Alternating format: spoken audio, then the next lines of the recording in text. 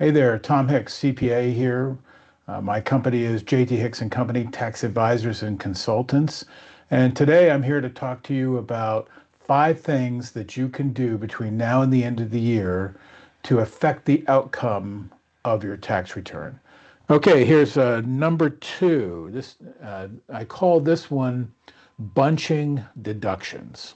Okay, and what I mean by this is that the big beautiful bill gave us a little relief. Now you might remember the Tax Cuts and Jobs Act of 2016 created this thing called the SALT limitation.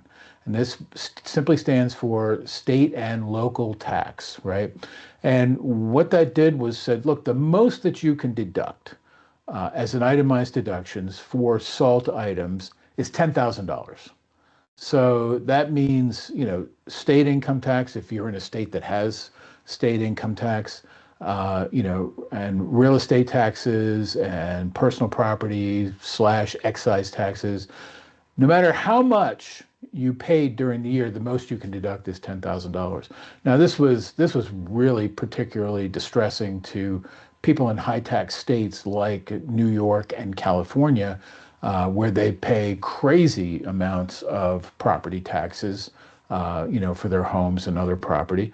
And so what the administration did was raise that limitation from $10,000 to $40,000.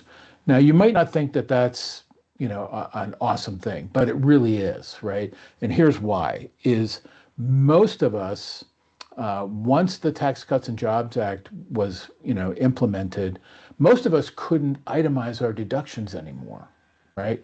Because the standard deduction was raised high enough that if you added up all your state and local income tax subject to the limitation, plus mortgage interest, charitable giving, and maybe some deductible medical expenses, the aggregate of those expenses fell below the standard deduction. So, we just weren't able to itemize our deductions. It was actually less tax to go with the standard deduction. So what's sort of happened now is that that limitation has gone from 10,000 to 40,000. So that means more Americans are going to have some opportunity maybe to itemize their deductions such that those deductions would exceed the standard deduction, and they might get a benefit by reducing their federal tax liability. Now, to take advantage of that, right?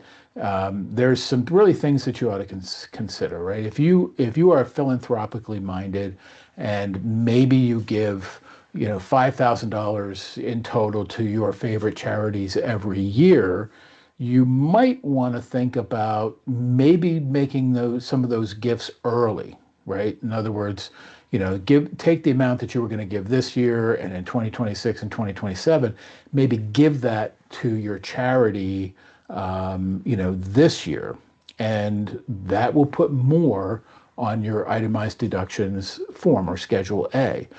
If you have medical expenses that are not being paid by insurance, or not fully paid by insurance, or maybe not covered by insurance, you're still subject to the 7.5% AGI limitation.